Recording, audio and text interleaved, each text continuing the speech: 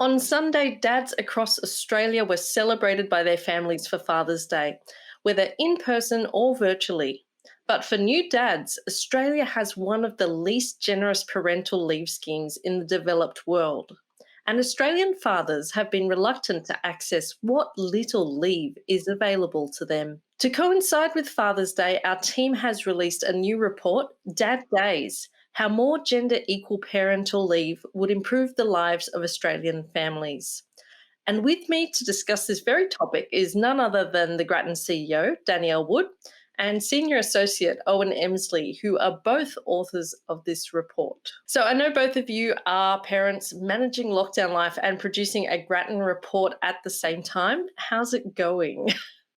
I don't know if you want to ask that question. I mean, look, I normally refer to my life as organised chaos. I think we may have slipped into disorganised chaos at the moment. But yeah, in all seriousness, I mean, we're both just some of the many millions of parents in lockdown cities trying to find those extra hours, either to juggle childcare or homeschooling, and it's not easy to find those extra hours in a week when you're already busy between work and care. And I think we have it good compared to essential workers that are not able to work from home, single parents that don't have anyone to share the care with. Lockdown is very tough on people with caring responsibilities. Yes, absolutely. The irony of trying to find space and time away from the kids to put in the extra hours required at the end of a report about taking extra time with your children is not lost on me. So before we get into the report, I want to clarify that the report specifically looks at heterosexual couples, as there is a lot more data available. But the recommendations made in the report will also benefit LGBTIQ couples and single parents. So let's start with a little bit of clarity about what the situation is right now. What are Australia's current dad leave policies and where do they sit on the global scale? I might start with you, Owen. Australia has one of the least generous schemes in the developed world when it comes to government paid parental leave in terms of the length and the rate of pay. And that's true for the primary carer scheme, which is mostly used by women, and the secondary carer scheme that's mostly used by men. Because basically hardly any men use the primary carer scheme. We're talking, when you're talking about dad leave in Australia, you're talking about the dad and partner pay, which is 2 weeks at the minimum wage. And there's also a lot of barriers to taking that up. A big one is having to negotiate unpaid leave from your employer. You can't be on any kind of paid leave while taking dad and partner pay. And so between having to do that and negotiate Centrelink's sometimes arcane processes, it's no wonder that a lot of dads don't even bother. That's the situation in Australia. A lot of countries are moving in the other direction and having really generous schemes with generous periods of time set aside for each parent. So a lot of countries in Europe have 4 or more weeks that are dedicated to the father, sometimes up to 16 weeks. Some countries even have more than that. And in a lot of cases, it's paid quite generously and it's actively encouraged. And a lot of countries are moving more towards that. In fact, the EU's got a directive that by next year, all EU countries need to have, I think it's at least 2 months leave that's non-transferable for each parent. Yeah, Australia's behind the rest of the world, and the rest of the world's moving further and further away, or the rest of the developed world at least.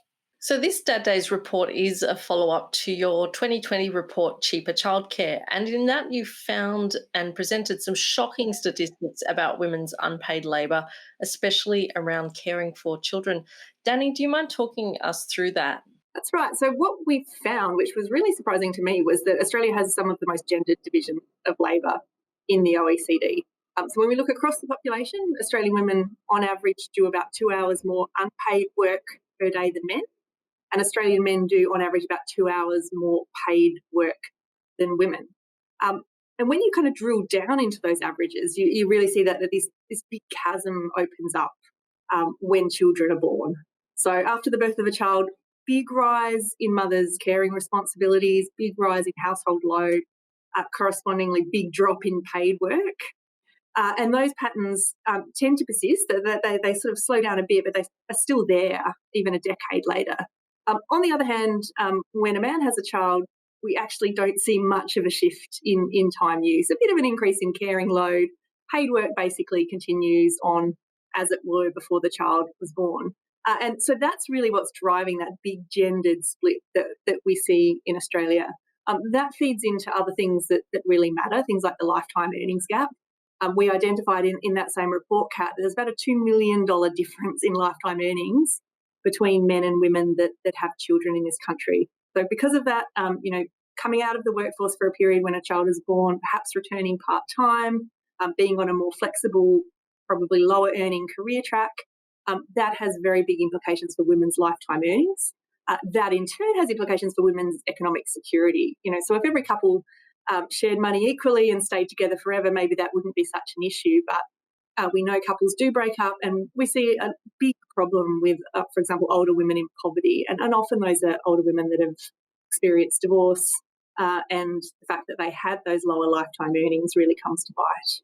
Yeah, and it's quite shocking to see this flow-on effect from what seems like a not a simple decision, but a decision at the time for the mother to look after the children has this huge flow-on effect through the lifetime of the parents. Some of the parents out there probably know the answer to this question, Owen, but how has COVID-19 affected the division of labour in couples? It's certainly had a big impact, a bit of a shock to the system. And what we've seen at a kind of on an average basis is that the unpaid workload increased for both women and men during lockdowns, and more so for women. There was a bit of a narrowing in the gender gap, specifically when it came to childcare, but basically, it's a lot more household work for everyone, and particularly anyone with children at home, because childcare centres or schools doing closed or doing remote learning can attest to that. What we see is that a lot of families are finding that it's sort of a different arrangement, and people are seeing possibly getting more visibility of what the primary carer role is through being around the house when it happens, and people are taking on maybe some of a different sort of split of some of the household tasks to what they used to. So there's a chance that some of these habits will stick, and some of them won't, or some of them will affect things differently. And we know that the more flexible ways of working are something that probably will stick. A lot more people will be working from home a lot more and working flexibly. And that can lead to some different divisions of care. So people are more able to share, say, the school pickups and things like that. But there's a risk that in the long term, this could actually send us a bit backwards when it comes to gender equity if it's only or almost all women that are using these flexible working options. I think what's really important is trying to policies like things like parental leave that set up habits early on that will maybe change the social norms and lead to a more equitable sharing of those flexible work options and care. Yeah, and there's also that perception of home as home and work as work. And if you're at home doing work, there's an assumption that, oh, well, you can do a bit of housework while you're there and, put the clothes on the line and do the dishwashing and that kind of thing. And, I personally don't have kids, but I can imagine it would be, 10 times worse for someone who's got little ones running underfoot. The question I do have for you, Danny, here is, how can this gender equal paid parental leave improve the division of labour in couples if it's only for the first few months of a child's life? Yeah, it's a really important question, but what we know is that the habits that come into place in those early years do seem to stick. So I think that the idea is really if fathers are there flexing the parenting muscle, as we say in the report, they're going to develop parenting skills early on. So, they understand how to change the nappy or give the bottle, give the bath. And that actually then leads to greater engagement in future years because they have the kind of confidence to be doing those things. There is a lot of literature on this. As Owen said before, we have a lot of these schemes that now exist internationally that do encourage fathers to take some leave. And what we can see from that literature is that fathers that are more involved in year one are also then more involved in, the third year of the child's life, the fifth year of the child's life. So you do see this kind of habit formation. I think the other thing that is play is also building momentum in broader society. So as more fathers take up this leave, and they will when you make it use it or lose it, it just becomes the expectation and the norm. So employers expect fathers to be taking it. That means that fathers are able to ask without facing a career penalty. When they're on leave, they're going to see other dads around, making it more enjoyable for them. So you get this kind of virtuous circle. The flip side of all that, which also comes up in the literature, is when men are more involved in caring, you see mothers more able to participate in the workforce and tend to be working more paid hours. So this really does seem to shift patterns, not just in year one, but in subsequent years as well. There's other benefits for families and children as well. Can you talk about those? Use of dad leave is positively associated with fathers having better job satisfaction, better life satisfaction, and better health and well-being outcomes as well. There's lower, some studies from different countries have shown lower death risk, lower risk of postnatal depression for men through having access to better parental leave schemes. It's also better for the mothers. There's a lot of some studies have shown less mental health issues for mothers when fathers take more leave and become more involved in the parenting. One of the things that comes up is improvements in family relationships as well through having more of a shared experience of parenting. It reduces the parenting stress. There's a study in Iceland that showed that couples were more likely to still be together years on if the fathers had taken leave early on and been more involved in parenting. So there's a lot of a lot of family benefits that are really clear and have been seen in a lot of different countries and a lot of different studies. And for the children, it's a really good thing as well. There's a lot of studies have shown a positive link between children having two engaged parents and their development outcomes in terms of cognitive ability, emotional development, and social aptitude. And also just to note our proposals for better, more generous parental leave schemes will benefit sole parent families as well by reducing financial pressure. One of the biggest things that can be really hard for single parent families is poverty and material deprivation. So anything that puts extra cash in the hands of single parents is going to be a real help. And we'll get onto those recommendations in a minute and talk a little bit more about single parents then. I do want to go back, though, to this idea of higher workforce participation, because the logic in my head says that if we had higher workforce participation by women, wouldn't that reduce men's workforce participation? And wouldn't the benefits even themselves out? Because somebody has to look after the kids at some point. Not everyone can afford babysitters and nannies and have grandparents over. Yeah, and that is true to an extent. So the what we've seen from some of the experience in Quebec in particular, where there's been some studies on the effects of their dad leave scheme, is that mothers end up spending more time in paid work and fathers end up spending a little bit less time, but the net effect is still an increase. There's a sort of an immediate economic benefit that flows from that.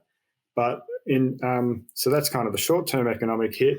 But in the medium to long term, the real kicker comes from better allocation of talent, and leading to a productivity increase. Now, what I mean by that is, in a lot of cases, what we see is even when the woman is earning more than the man in a couple, before they have a child, it's invariably the woman who drops her hours of work to take on extra caring. A dad leave policy would open up people's choices a bit to think about maybe doing that differently. And a lot of families might do the same thing, but a lot might make some different choices that suit them better. And we would expect to see a productivity increase from having more women involved in the workforce in that way. Also, that's all just the economics, of course. The big thing is to remember is these families are making these choices not because the men are being forced to take on less hours. We're actually opening up options for them to make these choices themselves, and people are doing that because it's what they want. They're seeing the benefits of that increased life satisfaction and the better family relationships that I talked about earlier. So it's not just on the economics. It's a really big, this is a really big social policy that can make some real difference.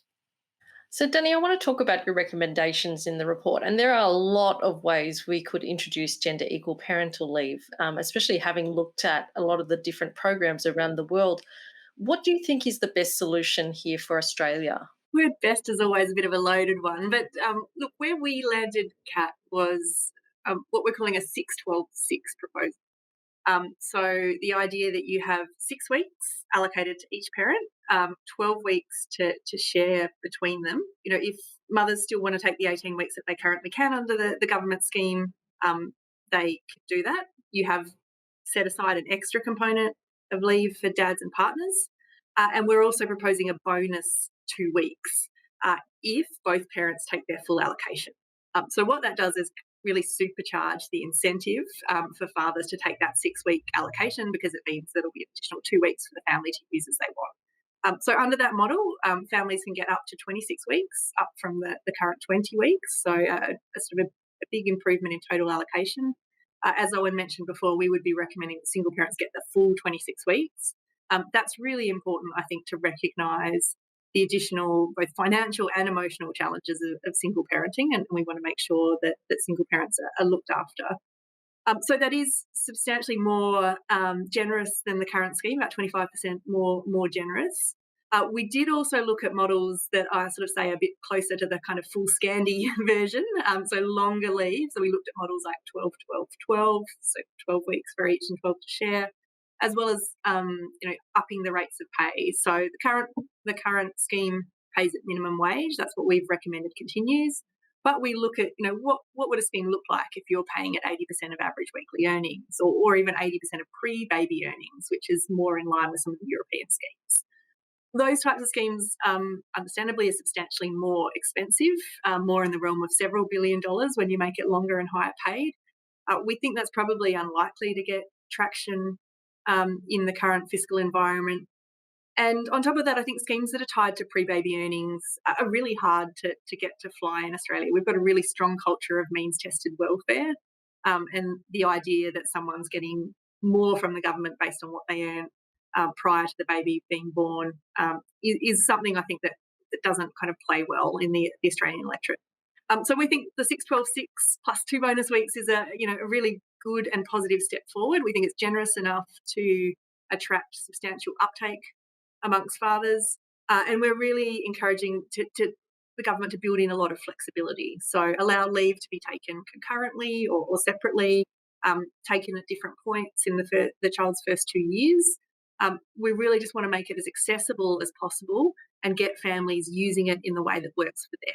So, Danny, you tapped into something that's the big question on everyone's lips whenever we put out a proposal. It sounds great, but how much does it cost? And with Australia facing a very difficult economic recovery from the pandemic, can the government afford it right now? Can they afford not to do it, Kat? That's the question. Well, no, but it's a very fair question. The budget cost of the scheme that we're recommending is about 600 million, and that's assuming there's good take-up. So that is, as I said, about a 25% increase on the current scheme. But we are estimating some economic paybacks from that. So from the increase in workforce participation that Owen was touching on, probably about a 900 million uplift in GDP. But as Owen said, the bigger economic reform comes in the longer term through tapping into our very skilled, very educated female workforce and actually freeing them up to undertake the work that they want to do and that suits their skills and training. I think when you couple those economic benefits with those other benefits that are so important that Owen was touching on quality of life, on satisfaction, on childhood development, it becomes a very compelling proposition, and I would argue a very worthwhile investment by government. So, Danny, just in wrapping up, if there was one reason that you could urge change to create gender equal parental leave, what would it be? I can't choose just one, because what I like about this policy is that it really is win-win-win. So, the quality of life, as I said, relationships, lives of single parents, children's lives, big step forward for equality. I think what is really important about this is that policy can shape culture. And this change will be self-reinforcing. When men start to take leave, it's going to be easier for others to do that. We're going to see employers, I think, come to the party with things like top-up payments for men because the government's in there setting the floor. So from little things, big things grow. We've seen this happen in other countries, and I think we would see it here too. Thank you so much, Danny. Now, before we wrap up, I mean, we've had some amazing support for producing this report and our work in this area. Is there anyone you want to thank right now? We would really like to thank a number of groups that made this report possible. The Thrive by Five Foundation, the Parenthood and the Colours and Paddy Foundation. They all contributed to making this report possible. I would also like to thank the Truella Foundation, who supports the work of Budgets and Government Program. So thank you so much, Danny and Owen, for your timely research into gender equal parenting. If you'd like to read the report we've been talking about, you can access it for free on our website at grattan.edu.au. Likewise, you can continue the conversation with us on Twitter at GrattanInst and social media at Grattan Institute. And if you've enjoyed this podcast, please follow us on your favourite podcasting app. As we are in uncertain times, we wish you all very well from the Grattan team, and thank you so much for listening.